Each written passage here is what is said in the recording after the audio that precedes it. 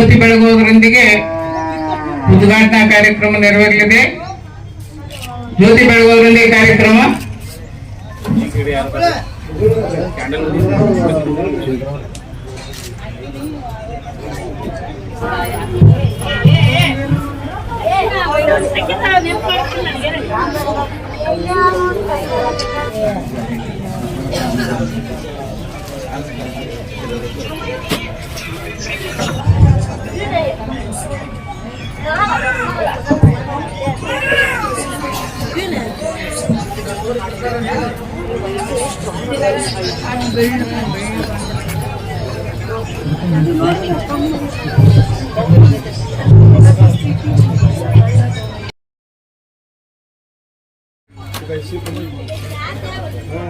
ಪ್ರಸ್ತಾರ ಬಾಗುವೊಳಗ ಚಪ್ಪಾಳೆ ಬಾರಿಸಬೇಕು. ಚಪ್ಪಾಳೆಯೊಂದಿಗೆ ಸನ್ಮಾನ. ಲಾಲ್ ಸಾಬ್ ಕೋರ್ಬು ಜಿಲ್ಲಾಧ್ಯಕ್ಷರು ಇವರಿಗೆ ಯಲ್ಲಪ್ಪ ಗೋರ್ಪಡೆ ಅವರಿಂದ ಕರ್ನಾಟಕ ಕಾರ್ಯಕ್ರಮ ಅವರ ತಂಡದವರಿಂದ ಜೋರಾದ ಚಪ್ಪಾಳೆ. ಎಲ್ಲರೂ ಚಪ್ಪಾಳೆ ತಟ್ಟಬೇಕು.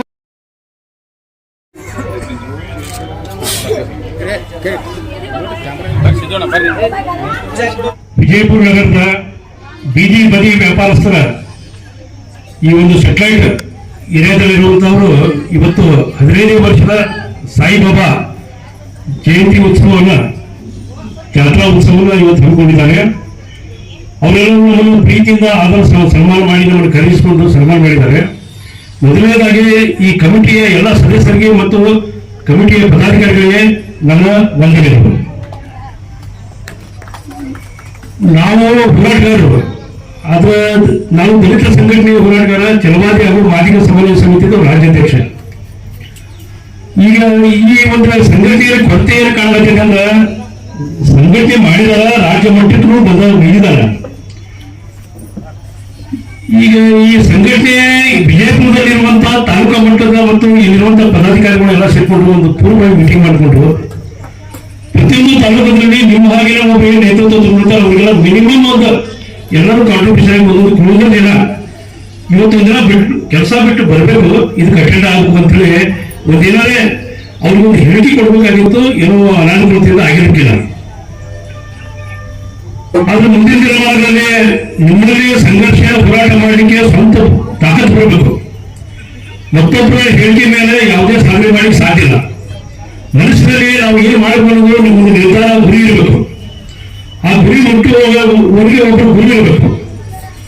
ನಿಮ್ಮಲ್ಲೇ ಏನು ರಾಜ್ಯ ಮಟ್ಟದಿಂದ ಇದ್ದಾಗ ರಾಜ್ಯ ಮಟ್ಟದವರು ತಮ್ಮ ಕೆಲಸ ಮಾಡ್ತಾರೆ, ಜಿಲ್ಲಾ ಮಟ್ಟದಲ್ಲಿ ಇದ್ದವರು ಜಿಲ್ಲಾ ಮಟ್ಟದವರು ನಿಮಗೇನೇನು ಸಹಾಯ ಮಾಡಬೇಕು ಆ ವ್ಯವಸ್ಥೆ ಅವರು ಮಾಡ್ತಾರೆ. ಆದ್ರೆ ಅವ್ರಿಗೆ ನೀವೇನು ಬೆಂಬಲ ಮಾಡಬೇಕಂದ್ರೆ ಹೆದರಿಗೆ ಹೆದರ್ಬಿಟ್ಟು ಸಾವಿರಾರು ಸಂಖ್ಯೆಯ ಜನ ಕೊಡ್ಬೇಕು. ಅವಾಗ ಒಂದು ಚೈತನ್ಯ ಮತ್ತು ಶಕ್ತಿ ಬರ್ತದೆ. ಈಗ ಸಾಹೇಬ್ ಹೇಳಿದ್ರು ಏನೇನು ಅನಾನುಕೂಲತೆಗಳು ಏನೇನ ಅವ್ರಿಗೆ ಬೀದಿ ಬದಿ ವ್ಯಾಪಾರಸ್ಥರಿಗೆ ಸರ್ಕಾರಗಳು ಕೊಡಬೇಕಾದ ಸೌಲಭ್ಯಗಳು ಕೊಟ್ಟಾರ. ಅದಕ್ಕಿಂತ ಹೆಚ್ಚಿನ ಸೌಲಭ್ಯಗಳನ್ನು ತಗೊಂಡು ನಾವು ಈ ವಿಜಯಪುರದ ಬೀದಿ ಬದಿ ವ್ಯಾಪಾರಸ್ಥರು ಸ್ವಲ್ಪ ವಿಫಲರಾಗ್ಯಾರ. ಅವ್ರಿಗೆ ಪಾಪ ತಮ್ಮ ಕಳಕಳಿಯನ್ನು ತೋರಿಸ್ತರು. ಆದ್ರೆ ಎಲ್ಲರೂ ಪದಾಧಿಕಾರಿಗಳು ಮಾಡಬೇಕಂದ್ರೆ ಆಗುದಿಲ್ಲ. ಅದಕ್ಕೆ ಒಂದು ನಿಮ್ಮದೇ ಆದಂತಹ ಒಂದು ಶಕ್ತಿ, ಸಂಘರ್ಷ, ಹೋರಾಟ, ನಿಮ್ಮ ಹಾದಿ ನೀವು ಹುಡುಕಿ ನಿಮ್ಮ ಜೊತೆ ಇರುವಂತಹ ಪದಾಧಿಕಾರಿಗಳಿಗೆ ನೀವು ಹೇಳಬೇಕು. ನಮಗೆ ಹಿಂಗೆ ಐತಿ, ನಾವು 50 ಮಂದಿ ಇದೀವಿ, 100 ಮಂದಿ ಇದೀವಿ, 1000 ಮಂದಿ ಇದೀವಿ. ಒಂದು ದಿನ ಹಿಂಗಾಗಲ್ಲ. ಬಿಜಾಪುರದ ಬೀದಿ ಬದಿ ವ್ಯಾಪಾರಸ್ಥರು ಬಿಜಾಪುರ ಬಂದ್ ಮಾಡಿದ್ರೆ ತಿಂಡಿಗೆ ಕಾಯಿಪಲ್ಲೆ ಸಿಗಬಾರ್ದು. ಯಾರಿಗೆ ಒಬ್ಬರು ಕಾಯಿಪಲ್ಲೆ ಸಿಗಬಾರ್ದು. ಬಿಜಾಪುರದೊಳಗೆ ಪ್ರತಿಯೊಂದು ಮನೆಯಲ್ಲಿ ಕೈಚೀಲ ತಗೊಂಡು ತಿನ್ನ ನಿಮ್ಮ ಹತ್ರ ಬರ್ತಾರೆ. ಬೇಕಾದಲ್ಲಿ ಏನಾದ್ರು ತಗೊಂಡು ಮುಂದೆ ಚೌಕಶಿ ಮಾಡ್ತಾರೆ. 4 ಕಡೆ ಕಡಿಮೆ ಮಾಡೋದು, ಅದು ಕಡಿಮೆ ಮಾಡೋದು, ಇದು ಕಡಿಮೆ ಮಾಡೋದು, ನಿಮ್ಮ ಜೋಡಿ ಚೌಕಶಿ ಮಾಡ್ತಾರೆ. ₹1 ನಿಮ್ಗೆ ಜಾಸ್ತಿ ಕೊಟ್ಟರೆ ನಿಮ್ಮ ಭವಿಷ್ಯಕ್ಕೆ ನಿಮ್ಮ ಸಂಸಾರ ನಡೀತೈತೆ ಅನ್ನೋದು ಕಾಯಿಪಲ್ಲೆ ಖರೀದಿ ಮಾಡೋಕೆ ಅರ್ಥ ಆಗುದಿಲ್ಲ. ಇಲ್ಲಿ ಒಂದು ಕಂಜೂಸ್ತರ ಮಾಡ್ತಾರೆ, ಏನು ಮಾಡೋಕೆ ಖರ್ಚು ಮಾಡ್ತಾರೆ. ಅದು ಬಿಜಾಪುರದ ಪದ್ಧತಿನೇ ಐತೆ ಅದು. ಅದಕ್ಕೆ ನಾ ಹೇಳುದು ಇಷ್ಟೇ, ಈ ಉಮೇಶ್ ಅಣ್ಣ ನೋಡಿದಾರ ಪ್ರತಿಯೊಂದು ಜಾತಿ ಜನಾಂಗ ಸಾಮಾಜಿಕ ಅವರು ಟಚ್ ಇದಾರ. ಎಲ್ಲ ಜಾತಿ ಜನಾಂಗದ ಏನಾದ್ರೂ ಸಮಸ್ಯೆ ಇದ್ರೆ ಅವ್ರು ನೀ ಸೀದಾ ಬರ್ತಾರೆ. ಎಲ್ಲ ಜನ ಅವ್ರ ಸಮಸ್ಯೆಗಳು ಹೇಳ್ತಾರೆ. ಅವರು ನೇರವಾಗಿ ಸ್ಪಂದನೆ ಮಾಡ್ತಾರೆ. ನಾಳೆ ಬಾ ನಾಳ್ದು ಬಾ ಅಂತ ಇಲ್ಲ, ಅವತ್ತೇ ತೀರ್ಮಾನ. ಅದು ಯಾವುದೇ ಜನಾಂಗದಲ್ಲಿ ಅಂತ ಒಬ್ಬ ವ್ಯಕ್ತಿ ನೀವೆಲ್ಲ ಮನಸ್ಸು ಮಾಡಿದ್ರೆ ಅದು ಬೀದಿ ಬದಿ ಹೋರಾಟದ ಜನ ಎಲ್ಲ ಒಕ್ಕಟ್ಟಾಗಿ ಏನಾದರೂ ತೀರ್ಮಾನ ಮಾಡಿದ್ರೆ 2022 ವಿಧಾನಸಭೆಗೆ ವಿಜಯಪುರ ನಗರದ ಶಾಸಕರಾಗುವುದು ಯಾವುದೇ ಸಂಶಯವಿಲ್ಲ. ತಾಯಂದಿರೇ, ನಿಮ್ಮೆಲ್ಲರಿಗೂ ನಮಸ್ಕಾರಗಳು. ಅಣ್ಣ, ಈಗಾಗಲೇ ಬಹಳ ಶ್ರಮವಹಿಸಿ ಸಂಘಟನೆ ಮಾಡಿರಿ. ಸಂಘಟನೆ ಮಾಡೋದು ಅಷ್ಟು ಸರಳದ ಕೆಲಸ ಅಲ್ಲ. ಮತ್ತು ಶಿರಡಿ ಬಾಬಾರ ಜಾತ್ರೋತ್ಸವ 15ನೇ ವರ್ಷ ಮತ್ತು ಬೀದಿ ವ್ಯಾಪಾರಿಗಳು ಅಂತಲ್ಲ, ಅವರಿಗೆ ನಾನು ಬೀದಿ ಅಂತ ಕರೆದ ಕಾಯಕ ಯೋಗಿಗಳಂತ ಕರೆದೀನಿ. ಯಾಕಂದ್ರ ಒಂದು ಸುದೈವ ದುರ್ದೈವ ಹಾಕೊಳ್ಳುವ ಪಾದರಕ್ಷೆ ಎಲ್ಲ ಒಂದು ಕವಾಟದಾಗ ಇಡ್ತೀವಿ, ಗ್ಲಾಸ್ನಾಗ ಇಡ್ತೀವಿ. ಎಲ್ಲಾ ಧರ್ಮೀಯರಿಗೆ, ಎಲ್ಲರಿಗೆ, ಮನುಷ್ಯ ಜಾತಿ ಅಂದವರಿಗೆ ನಮ್ಮ ಒಂದು ರೋಗ ಬಂದ್ರು ಸದ್ಯಕ್ಕೆ ವೈದ್ಯರು ಏನ್ ಹೇಳ್ತಾರ, ನೀವು ಕಾಯಿಪಲ್ಯ ಊಟ ಮಾಡಿ ಅಂತ. ಆ ಕಾಯಿಪಲ್ಯ ಎಲ್ಲಿ ಇಡ್ತೀವಿ ಅಂದ್ರೆ ರಸ್ತೆಯೊಳಗೆ ಇಡ್ತೀವಿ ಅಂತ ಅಲ್ಲ, ಅಂತ ಬಿಸಿಲಿನೊಳಗೂ ಕೂತ್ಕೊಂಡು ಎಲ್ಲಾ ಇಡೀ ಭಾರತದ ಎಲ್ಲ ಜನಾಂಗದವರಿಗೆ ಹೊಟ್ಟೆ ತುಂಬಿಸುವಂತ ಒಂದು ಕಾಯಕ, ಒಂದು ಉದ್ಯೋಗ ಅವ್ರು ಯಾರಾದ್ರೂ ಮಾಡ್ತಿದ್ರೆ ನನ್ನ ಎಲ್ಲ ಕಾಯಕ ಸರ್ವಧರ್ಮದ ನಮ್ಮ ತಾಯಂದಿರು, ಅಣ್ಣ ತಮ್ಮಂದಿರು ಅನ್ನುವಂಥದ್ದು. ಎಷ್ಟು ಚಂದ ಬಿಸಿಲಿನೊಳಗ ಕಾಯಿಪಲ್ಯ ವ್ಯವಹಾರ ಮಾಡ್ತೀರಿ. ಅದಕ್ಕೆ ಹೇಳ್ತಾರ, ಸಿದ್ದೇಶ್ವರ ಅಪಗೋಳವನ್ನೇ ಹಮಾಲ ಕಾಲನಿ ಅಂತಂದ್ರೆ ಅದಕ್ಕೆ ಅವ್ರು ಕಾಯಕ ನಗರ ಅಂತ ಹೆಸರು ಕೊಟ್ರು. ಗುಡುಗು ಮಿಂಚುಗಳಿಗೆ ಅಂಜದೆ, ಬಿಸಿಲಿಗೂ ಅಳುಕದೆ ಅಂತದ್ರೊಳಗೆ ಕೂತ್ಕೊಂಡು ನಮ್ಮೆಲ್ಲರಿಗೂ ಚಲೋ ಚಲೋ ತಾಜಾ ತಾಜಾ ಕಾಯಿಪಲ್ಯ ಕೊಡುವುದಲ್ಲ, ವರ್ಕ್ ಈಸ್ ವರ್ಷಿಪ್, ಕಾಯಕವೇ ಕೈಲಾಸ ಅಂತ ಹೇಳಿದ್ರು. ಇನ್ನು ಕಾರ್ಯಕ್ರಮ ಉದ್ಘಾಟನೆ ಆಗಿಲ್ಲ, ಬಂದ ನಂತರ ಮಾಡೋಣ. ಎದಕ್ಕೆ ವರ್ಕ, ಏನ್ ಕಾಯಕ, ಯಾವ ಕೆಲಸ, ಅಂತ ಕೆಲಸ ಕಾಯಕ ಹಿರಿಯ ಕುಂತಾರೆ ಇಲ್ಲಿ ಪಾಪ. ಅವ್ರೆಷ್ಟು ಶ್ರಮ ವಹಿಸ್ಲಿಕ್ಕೆ ಸನ್ಮಾನ ಮಾಡೋದು ನೋಡಿದೆ. ಯಾವ ಕಾಯಕ ಅಂತಂದ್ರೆ ಮತ್ತೆ ನಿಮ್ಮ 12ನೇ ಶತಮಾನದ ಬಸವಣ್ಣವರ ಕಾಲಕ್ಕೆ ಕರ್ಕೊಂಡು ಹೋಗ್ತೀವಿ. ಎಲ್ಲೋ ಜೀಸಸ್ ಪ್ರವಾದಿಗಳ ಕಾಲ ಇರೋದು. ಬಸವಣ್ಣವ್ರು ಏನ್ ಮಾಡ್ತಿದ್ರು, ಶರಣಣ್ಣವ್ರ ಅವ್ರು ಯಾವ ಮನೆಗೆ ದಾಸೋಹ ಹೋದಾಗ ಕೈ ಹಿಚ್ಚಿಕೊಂಡು ಹೋಗ್ತಿದ್ರು. ಕೈ ಹಿಚ್ಚೋದಂದ್ರೆ ಕೆಟ್ಟ ಭಾವ ಅಲ್ಲ, ಯಾವುದೇ ದೃಷ್ಟಿಕೋನ ಅಲ್ಲ. ಕೈ ಯಾಕೆ ಹಿಚ್ಚುತ್ತಿದ್ರು, ಶೇಖನ್ ಹ್ಯಾಂಗ್ ಮಾಡ್ತಿದ್ರು ಅಂದ್ರೆ ಯಾರ ಕೈ ಬಿರುಸಿರ್ತಾವೋ ಅವ್ರ ದುಡಿಮೆಗಾರರು, ಅವರಿಗೆ ಮೊದಲ ಮಹಾಪ್ರಸಾದ ಅಂತ 12ನೇ ಶತಮಾನದ ಬಸವಣ್ಣ ಅವರ ಕಂಡ ಕನಸಿನಂತೆ ಈ ದೇಶದ ಸಂಸ್ಕೃತಿ ಇದು ನಿಮ್ಮ ಕೆಲಸ ಅನ್ನುವಂಥದ್ದು. ನೀವು ಎಷ್ಟು ನಿಯತ್ತಿನಿಂದ ಕಾಯಕ ಮಾಡ್ತೀರಿ ಅಂದ್ರೆ ಎಲ್ಲೂ ಹಣ ಗಳಿಕೆ ಇಲ್ಲ, ಎಲ್ಲಾರು ಹೊಟ್ಟೆತುಂಬಿ ಇರ್ಲಿ, ಹೊಟ್ಟೆತುಂಬಿದ್ದು ಆ ಕಾಯಕ ಮಾಡಬೇಕು ಅನ್ನುವಂಥದ್ದು. ಈ ದೇಶಕ್ಕ ಜಪಾನ್ ಮಾಡಬಹುದು ನಾವು. ಜಪಾನ್ ಜಗತ್ತಿನೊಳಗೆ ಯಾಕೆ ನಂಬರ್ 1 ಅದಂದ್ರ ಸದಾಕಾಲ ದುಡಿಮೆ ಅದು ವರ್ಕದಲ್ಲಿ. ಇಲ್ಲಿ ನೀವು ನಮ್ಮ ಎಲ್ಲಾ ಹಡಪದವರು ಇದ್ದಾರ, ಬಡಿಗೇರವರು ಇದ್ದಾರ. ಇಲ್ಲಿ ಏನ್ ಮಾಡ್ತೀರಿ ಅಂತಂದ್ರ ಕೂತ್ಕೊಂಡ್ರ ಕುಡಿಕೆ ಹೊನ್ನ ಸಾಲದು, ಕೂತ್ಕೊಂಡು ಊಟ ಮಾಡಿದ್ರ ಒಂದು ಗಡಿಗೆ ಬಂಗಾರನು ಸಾಲುದಿಲ್ಲ ಅಂತ.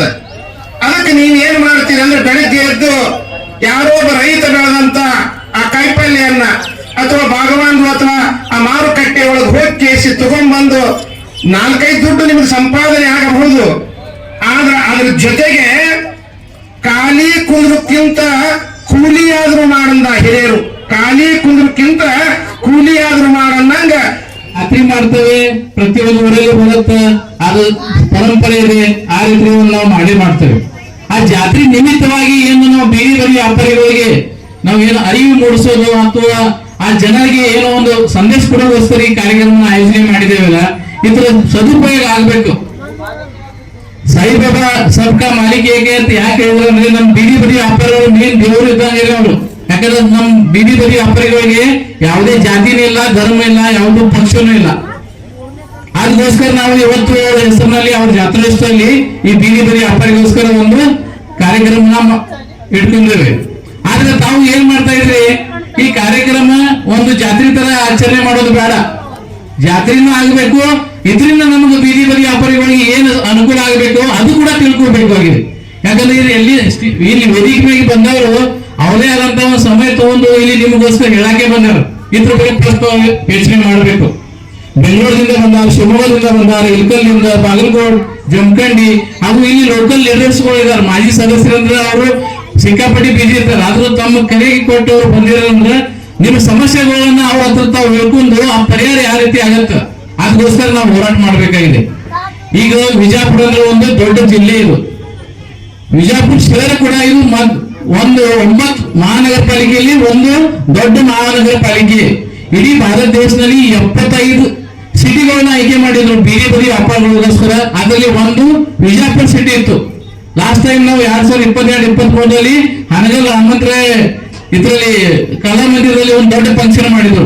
ಯಾಕೆ ಮಾಡಿದ್ರು ಅಂದ್ರೆ ನೀವು ಜನ ಹೈಯೆಸ್ಟ್ ನಮ್ಮ ಭಾರತ ದೇಶದಲ್ಲಿ ಗುರುತಿಸ್ಕೊಂಡಿರಿ, ಆದ್ರೆ ನಿಮ್ಮ ಆ ರೀತಿ ಆಕ್ಟಿವಿಟೀಸ್ಗಳು ಇಲ್ಲ.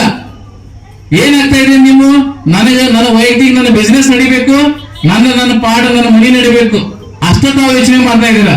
ಏನ್ ನಿಮ್ ಮೂಲಭೂತ ಸೌಕರ್ಯಗಳು ಸಿಗ್ತಾ ಇಲ್ಲ.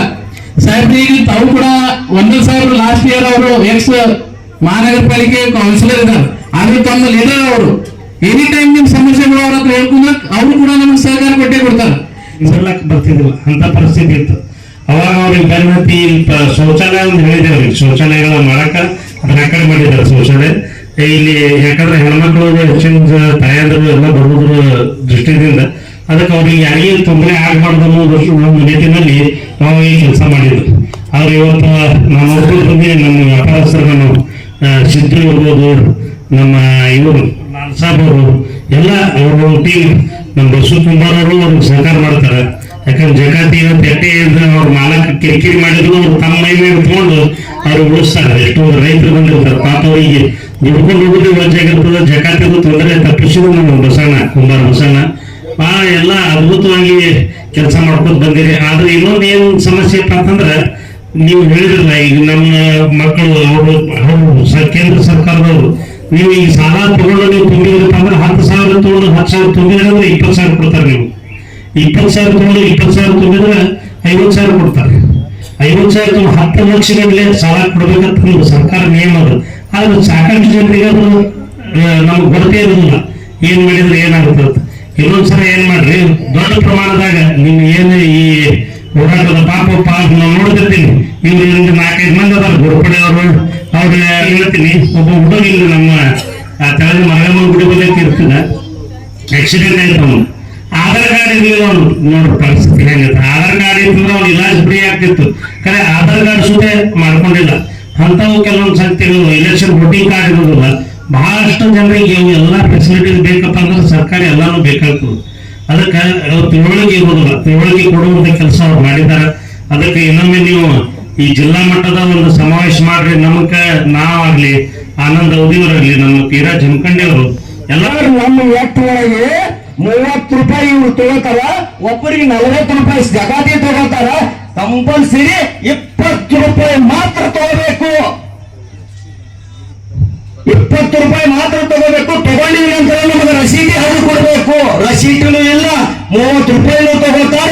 ತಗೊಳ್ಳಿಲ್ಲ ಅಂದ್ರೆ ಜಾಡಿಸಿ ಹೊಡಿತಾರ. ಸರ್ ಯಾರನ್ನ ಹೇಳ್ಬೇಕು, ನಾವು ಯಾರಿಗೆ ಹೇಳ್ಬೇಕು ಅಂದ ಕಾನೂನ.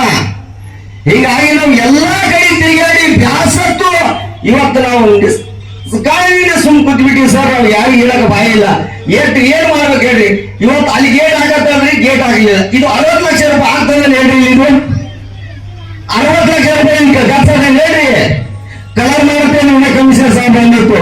ವರ್ಕ್ ಆಡ್ಕೊಂಡ್ರು ಸರ್, ಅದು ಅಲ್ಲಿ ನೀರಿನಿಂದ ಉಮೇಶ್ ಅಂದಲ್ಲವ್ರು ಅಂಗಡಿ ಹಿಡ್ಕೊಂಡು ಮಾರ್ಕೆಟ್ ಹಿಡ್ಕೊಂಡು ಅಲ್ಲಿ ನೀರಿಂದ ಇರ್ತಾವ ಸರ್. ನಾನೇನು ಇದು ಕೊಟ್ಟಿದ್ದೇನೆ, ಅದನ್ನ ಮನೆ ಇನ್ನೊಂದು ಮಾಡಿ ಅದನ್ನ ಸರಿಯಾಗಿ ಮಾಡ್ಕೊಂತ ಮಾಡಿರ್ತೇವೆ. ಆ ಕೆಲಸನೂ ಮಾಡಲಿಲ್ಲ. ಮತ್ತೆ ಯಾಕೆ ಸರ್ ಈ ಟಿಕೆಟ್ ಎಲ್ಲ ನಾವು ಮಾಡಕ್ಕಾಗಿನು? ಯಾಕೆ ಸರ್ಕಾರ ಮಾಡೋಲ್ಲ? ಸರ್ಕಾರ ದುಡ್ಡು ಬರ್ತದೆ ಸರ್. ಇವತ್ತು 30 ರೂಪಾಯಿ ನಾವು ಕೊಡ್ತಾ ಇದೀವಲ್ಲ, ಆ ದುಡ್ಡ ನಾವು ಎಂಡಿಂಗ್ ನಮ್ಮ ಬೀದಿ ಬದಿ ವ್ಯಾಪಾರಸ್ಥರಿಗೋಸ್ಕರ ಖರ್ಚು ಮಾಡ್ತಕ್ಕಂಥದ್ದು.